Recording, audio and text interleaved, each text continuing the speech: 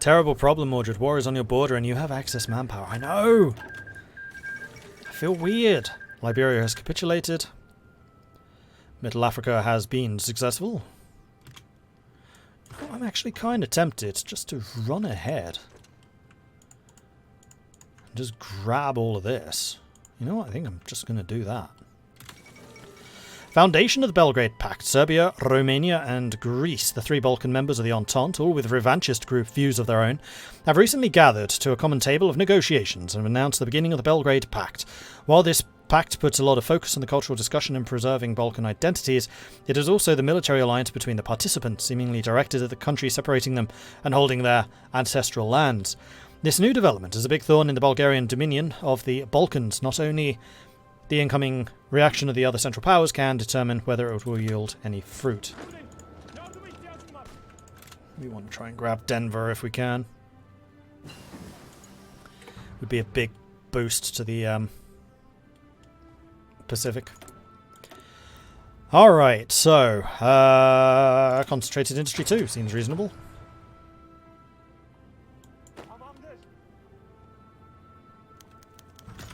Anti-Bulgarian rhetoric intensifies. As the Serbs mobilise their army and the Romanians position their armies on the other side of the Danube, anti-Bulgarian rhetoric has become widespread throughout western Anatolia, with particular hotspots in the eastern Thrace where imams and populists are stirring the population up for war. Reminding the population of the humiliating defeat in the city at the end of the First Balkan War, and praising the heroic actions of the Ottoman army during the Second, they now call for the liberation of our Muslim brethren under the Bulgarian yoke. Small groups of citizens are already arming themselves in preparation for the coming war, as conscription centres are filling up with volunteers to fight for the reconquest of Western Thrace. It seems that war is brewing, whether we want it or not. Mobilise the army!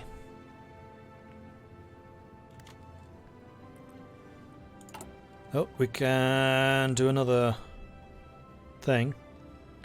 We gain national authoritarian democracy and national populism, but nationalists join us. Not sure that I particularly want either of those groups growing in strength. Nicaragua declared war on Honduras.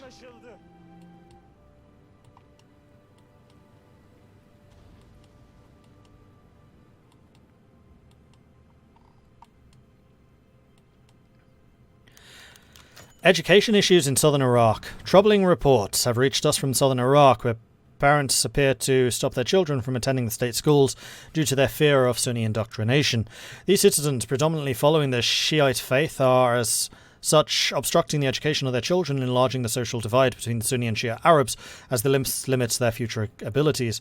Little has been done by the Iraqi administration, however, as it plays further into the Sunni superiority policy, which has in recent years led to a significant decrease in Shiite officials.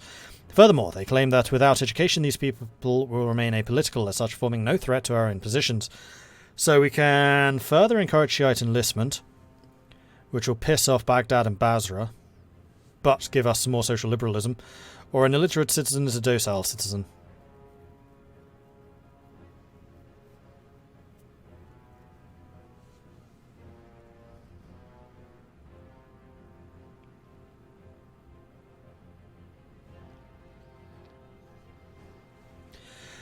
So, we are going to encourage them regardless, which will mean that they are better educated.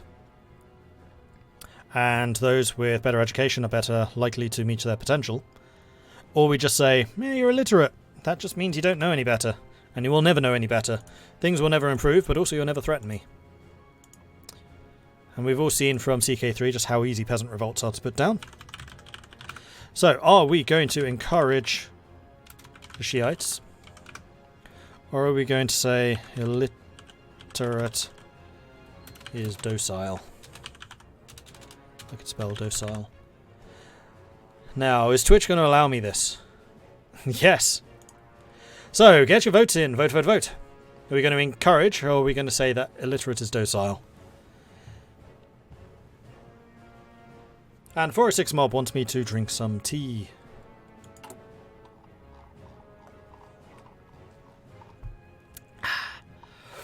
I'm not seeing anything which threatens Bulgaria, poet. Nothing.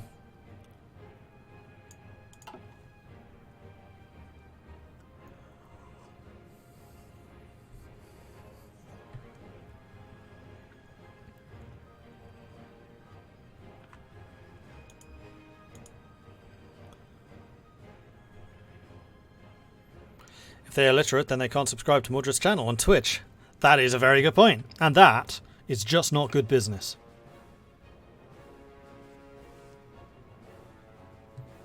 Decision may not be available till the Balkan War actually starts. Yeah, I suspect that's the case. Okay, so keeping them docile came in with 16% of the vote, meaning that a rather overwhelming 84% of you said that we should encourage their enlistment. So this is going to piss off Baghdad and Basra, but it's also going to mean that our party popularity rises. Now, what is their unrest? It's low and very low. We're fine. Totally fine. And what about the occupations? Absolutely fine. You're down to 16%, so you can probably go to secret police. Yeah, just about.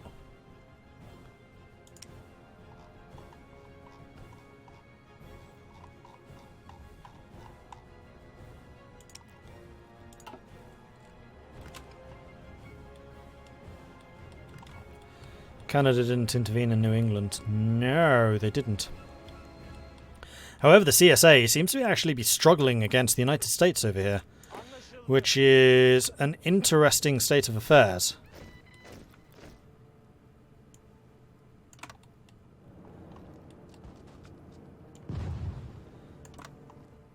So what I think I'm going to do is I'm going to continue to race over here, because the more full states that we can get, the more volunteers the Pacific states can raise.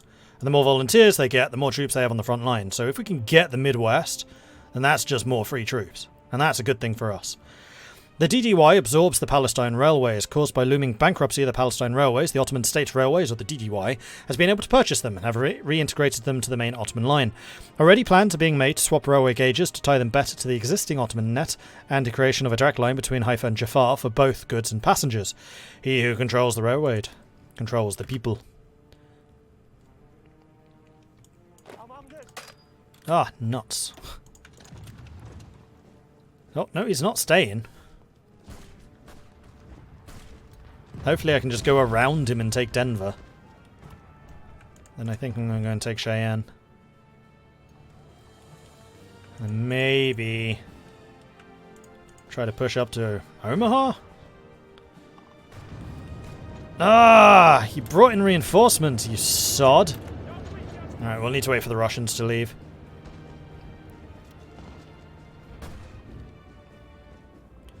Come on. There we go. Now let's grab Denver. Austria declared war on Hungary. Interesting.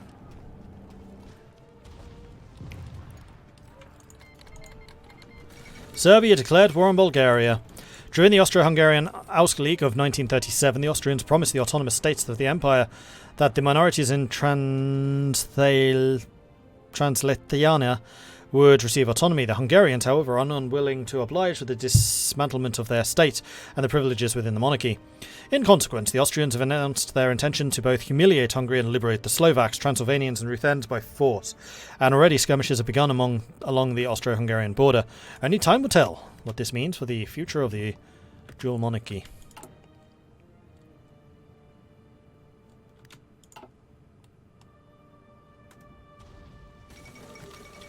The Fourth Balkan War. A country was reborn in the Balkans after the Welsh Creek, Greater Bulgaria, the titan of the peninsula, uniting all of Bulgarian lands and beyond.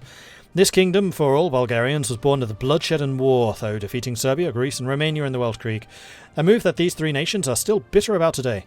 This tension led to the formation of the Belgrade Pact. In this alliance, the Balkan states has now declared war on the Tsardom, throwing the region into conflict once again. Will Ferdinand save his nation from this overwhelming force, or will his kingdom be divided once more? What is it with the Balkans and war all the time? There we go. Now we can demand Western Thrace. Inhabited by a Turkish Muslim majority, the lands of Western Thrace were taken from us after the disastrous Balkan War. Repeated reports of mistreatment by the people of Bulgarian government and the rising anti-Bulgarian sentiment in the Balkans overall are now putting pressure on the Ottoman government to interfere in favour of the Turks and to return them under the protection of the Porte. We are going to send that. Good foreign policy is vital to the survival of a nation, no matter its size. While some nations prefer to focus on building alliances, other more aggressive powers opt to challenge their opponents head-on in open conflict. Whatever we choose, we must not be foolhardy, for only through tactful foreign policy can we build friendships and destroy our enemies. The Netherlands has traditionally been one of the most politically stable nations in Europe, and the Dutch people have for years been entrenched in their own institutional pillars, which have tended to undermine radical tendencies. Due to the economic chaos caused by the Netherlands' close ties to Germany and Middle Europa and the rise of the far left Red Front, the nationalist VNH, the country's political situation is more tense than it has been in years. The ruling CNA, an electoral bloc made of the Conservative and Confessional parties, won the election with a tiny minority. Unwilling to rule alone, they invited the Liberal LSP party into a coalition. The country is a distinctly centrist government that might be more willing to negotiate with the far left and right. The Dutch do love their elections. Forlorn Hope, thank you very much for the follow. Welcome to the channel. And Insomniac TV, welcome to the channel too.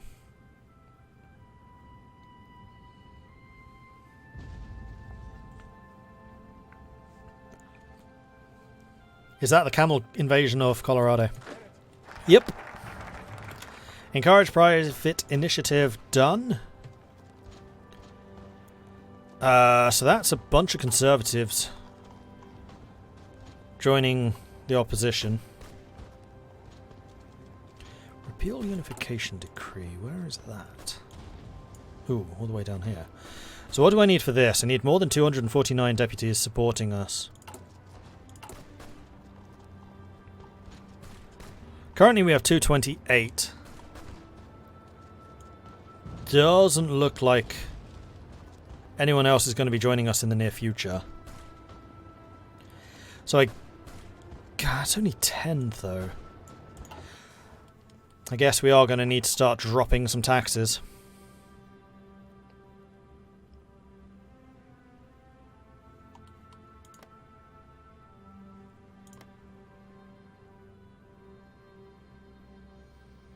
Because it is mostly the Conservatives I want to have joining us.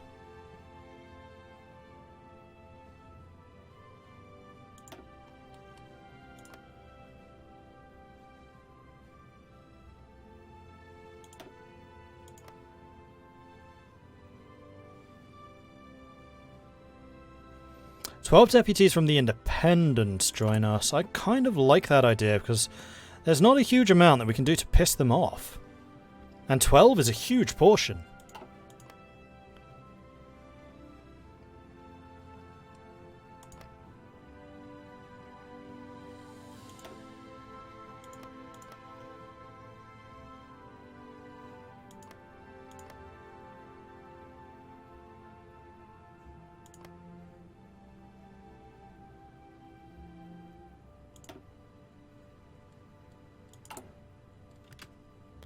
So we're now at 18 of the 25 independents supporting us. We've got 264, so we have more than half the house on our side at this point.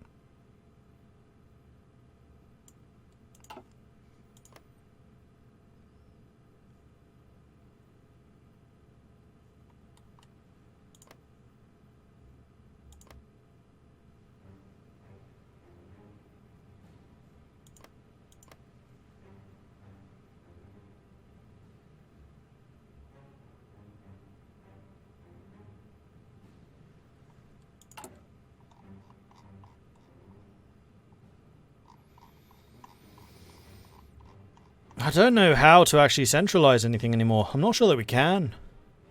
It's been replaced with the Chamber of Deputies system. However, that now means that we can open this up. Ah, this upgrades everyone to Viliat.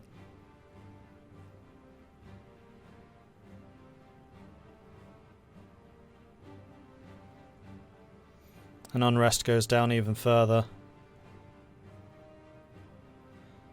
And this is having loads of people joining us. And at that point we can start thinking about some of this other stuff. Alright, let's shift power to the provincial assemblies. This could potentially lose us. Well, we haven't been building factories. This ain't going to lose me anything. With the creation of the except maybe manpower. With the creation of the provincial assemblies a fact, the process of administrative reorganization has commenced, shifting more and more authority away from the central government in favour of these local bodies. These assemblies, serving as quasi-military mini-parliaments for the various regions of the empire, will better cater to the local cultural and economic needs of the population, as such uplifting the empire as a whole. It'll be interesting to see exactly what difference that's going to make for us. Meanwhile, over here, the march to Denver continues. Damn it, they're guarding it. Stop attacking. They're leaving it. I mean, they're attacking me en masse right now in the mountains. This is just giving me experience. I'm kind of okay with it. Keep it coming. And now I'm winning. Huzzah! Now, is my Air Force supporting me? Yeah, it is. Could it be supporting me better? Probably. Yeah, it could.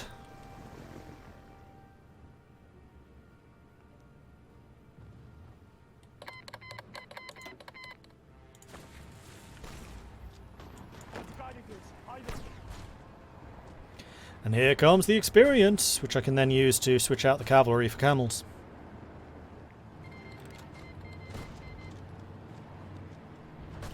CNTFAI declared war on the Carlist Spain, so Spain is erupting in violence.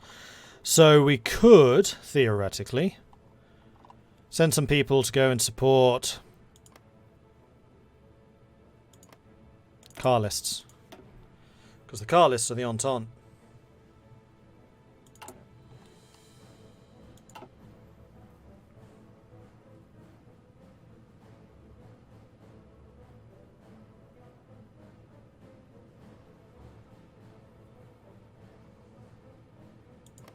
And you know what? I think that Ottoman camels would be very welcome here. I can send one. And you'll need a commander as well. Do we have any other cavalry people? No. But we do have Nilhat Pasha, who's a fortress buster and engineer. Oh, we also have Mughali Pasha, who is a mountaineer. You know what? Let's put you in charge. Send volunteers, Mughali Pasha. Mughali. That guy. And we'll also say air volunteers, though I don't know that we'll necessarily actually, do that. Oh, mountaineers in Spain would have been better. Oh well, too late. Am I planning on joining the Entente? At this point, yes, probably.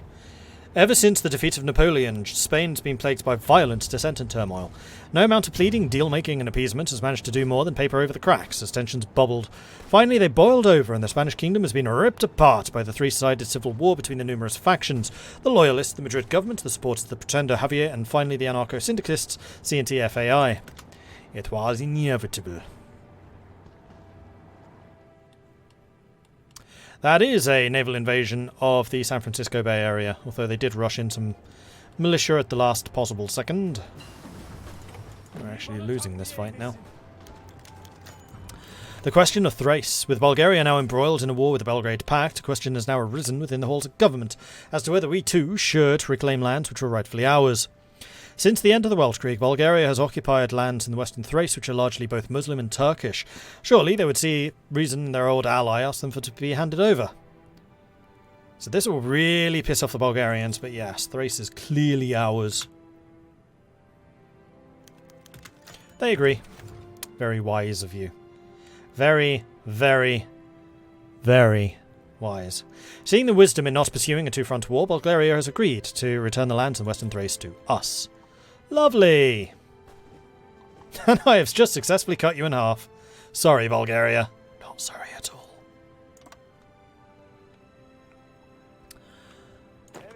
Alright, so I now feel that these guys can rejoin their original formation. And you lot are going to form a bit of a bulwark over here. Cool. New technology. That was construction.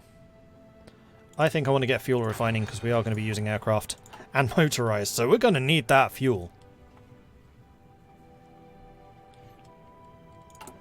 And we are going to need to worry about the occupation. Or not. Nope. No resistance. Carlos Spain declared war on the Kingdom of Spain. Better late than never.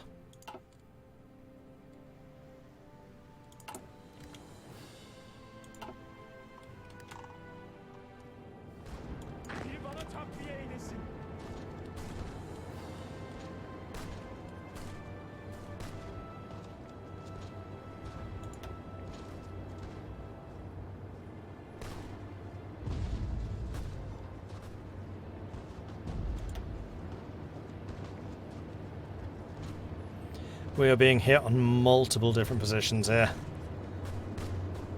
And it's definitely eroding us. Trouble in Dubai. Tensions have been rising in the Sheikhdom of Dubai and the Persian Gulf as a catastrophic collapse of the pearl trade has caused massive shockwaves in the small city. Nakuras, the capital of the pearl fishing boats, are forced to... captains of the pearl fishing boats, not the capitals, are forced to stay in port year-round as competition with the synthetic pearl originating in Japan has saturated the market. An already smaller pie due to the global economic catastrophe, furthermore, the monopoly on power in the Sheikh has given rise to a reform movement, calling, if not for his outright abdication, at least for the instalment of a democratic body in the form of the Majlis. Under threat from a supposed assassination plot from a local group of merchants, disgruntled princes and expatriates, the Ottoman fleet has dispatched a small vessel to the Trucial coast to deter any open aggression against the Sheikh. But tensions have already further escalated, with the ruler and his supporters entrenched in the Bar Dubai side of the creek, and his opponents on the other side in Daira. It seems the whole Sheikhdom is spoiling for a fight. Sporadic gunfire has reportedly been heard in the city, and meddlers in the neighbouring Sheikdoms are seemingly looking for a chance to pounce and back their horse in the fight to come. So we can force the Sheikh to concede, which will piss off Abu Dhabi. However, we gain 10 Turkish nationalists. Or we say, we're not going to intervene. So we don't need the Turkish nationalists? We think we do need. It's the Arab nationalists we don't need. Yeah, Turkish nationalists would actually be pretty good for us. And pissing off Abu Dhabi, I'm not that bothered by it because we have a pretty good control on resistance, and we're also working on this focus, which is going to decrease resistance everywhere anyway. So as soon as I remember where the hell I put the pole system, it's right there. What do we think, chat? We're going to go trouble in Dubai. If I could spell Dubai correctly. Force to concede. Or do not intervene. And vote. Get your votes in. Vote, vote, vote.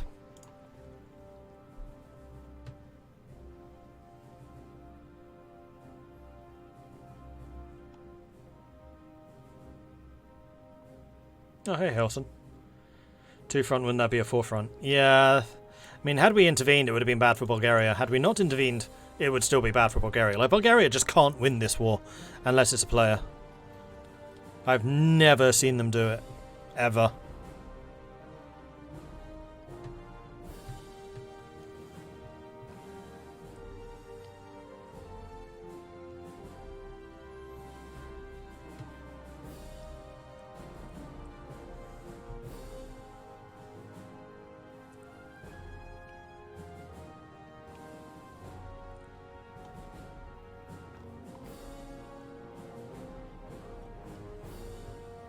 Okay, let's see how the poll's doing. Whoa. Okay, so only 13% of you are not saying that we should force them to concede, meaning that it's not our place to intervene, got the 13%, so we are going to force him to concede, getting us the 10 deputies. Marvellous. Alright.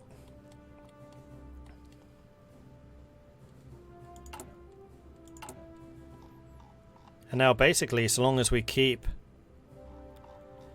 everyone on side, we are taking more and more of the house support. In fact, we have more than 50% required, so that will be sufficient.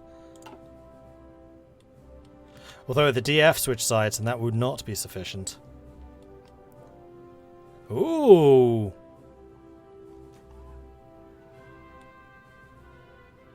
Another naval invasion. Or maybe another uprising. Might be an uprising.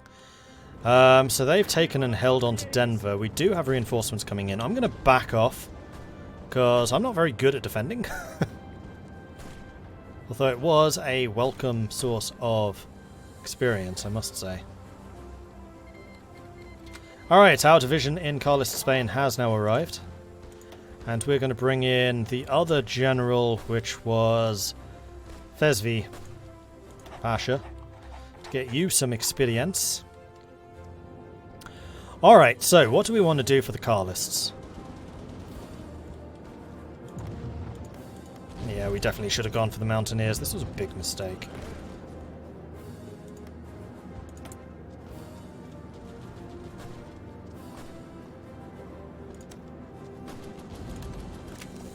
However, we have another clicky button that we can do. And then we can send different volunteers, which are going to be the Mountaineers. So we're arriving a little bit late. So it goes.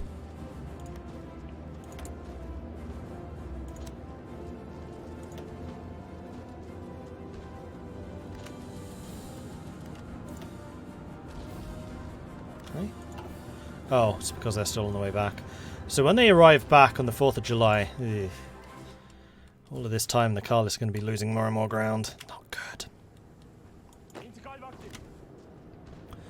And then what I think I'm going to do is I'm going to have you just chill here for a short time. Mainly to get your organization back. Harking back to the origins of Islam itself, the idea of Pan-Islamism was brought to the forefront of the Ottoman Sultans in the late 18th century to exert influence over the Muslim subjects of the Tsar and to provide a metaphorical glue to hold the citizens of the Porte.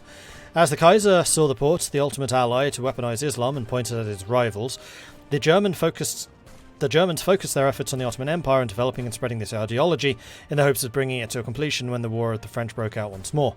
Unleashing hordes of angry Muslims, German estimates were talking hundreds of millions of rebels rising in unison.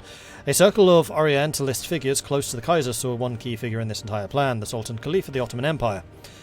Through German influence and Turkish statecraft, the education of its new elite centered primarily on the armed forces. The Caliph adopted it as his own and used it to rein in disloyal elements. After the fall of Abdul Hamid II in 1908, and with the ascendance of a new regime that wished to pursue a more secular path, the Germans did not give up, and as the reality of the situation started to sink in, the CEP ultimately started to openly pursue an Islamic ideology. War arrived on the shores of the Dardanelles in 1915, and the call of jihad was launched shortly after, to little success. The grand romantic scheme of the Kaiser, in which through his puppet Caliph he would be able to unleash an unstoppable tide on his enemies, bore little fruit. The idea wasn't forgotten, however, rather doubled down upon, and through the network set up by the von Oppenheim and his associates, various schools, forums and teachers were sent out to all corners of the world to awaken a spirit of resistance and solidarity for the Caliph. The largest success story of Pan-Islamism can be found amongst the Muslim subjects in the Mashriq, as it ensured a degree of loyalty to the Sultan throughout the Weltkrieg that would likely have been greatly reduced without the efforts of various Islamic groups. This has been brought with it, however, a large price, as promoting Muslim solidarity makes it hard to secularize the state and limit the influence of the faith on the matters of state. Furthermore, the Islamist rhetoric has spread to Egypt after the end of the war, wherein the young nation had found fertile ground to further develop its ideas and, if necessary, use them against both the Sultan and the Kaiser. Disturbing. So social conservatism just gained a bunch of influence, which is not very good for us.